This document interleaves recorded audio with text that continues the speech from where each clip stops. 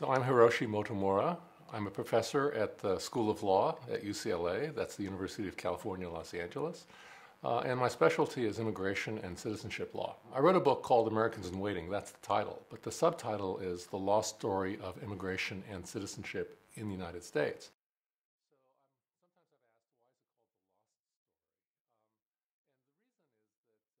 It's a complicated story because one of the reasons that they were seen as Americans in waiting, were treated as presumptive citizens, presumptive Americans, was because they were white immigrants from Europe. And they were treated really pretty much like, you're here, you came yesterday, but we really treat you as if you're a future American. You're an American in waiting. We will have, in many states and territories, you were allowed to vote. Even without being a citizen, because you were an intending citizen. And so this is a period when, if you're a white European immigrant, you were treated as if you were a citizen and you were really on the road to citizenship. You were an American in waiting. Gradually, racial restrictions are dismantled, and they're called quotas, but basically means limits on the number of people who could come from particular countries. Those are ended in 1965. So it becomes easier to become an immigrant.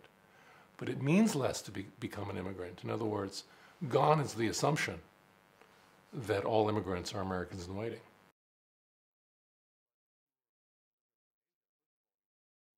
So what happens, and if you fast forward to the year, say, 1970, it becomes easier to immigrate from Asia.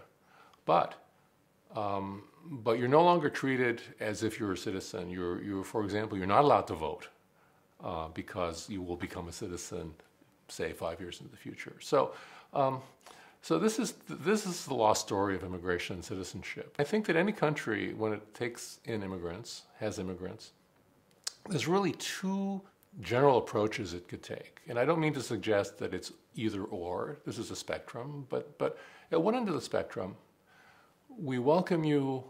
We will do everything possible in the law, in our policies, to maximize your contribution to this country 5 years from now, 10 years from now, 15 years from now. We will do everything possible to maximize the contribution of your children. That was the way European immigrants are treated. That's on one end of the spectrum. The other end of the spectrum is, we will make you earn everything and prove everything. We will only give you citizenship. We will only treat you as a citizen after a long period of time, after you have proven yourself in many different ways. And only then, when you prove that you have truly deserved it, we will give you either the rights of citizenship or access to social services. But sometimes when we make them prove it, we minimize their contribution to the country, whatever that country may be. And I think this is a choice that all lawmakers and policymakers in all countries face when they bring in newcomers or when newcomers arrive.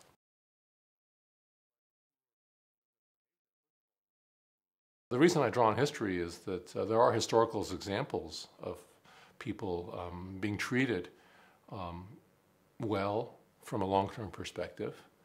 And I think that it's not unrealistically utopian to think that we can treat people from the perspective of what would enable the children of immigrants, what would enable the children of immigrants to make the biggest contribution.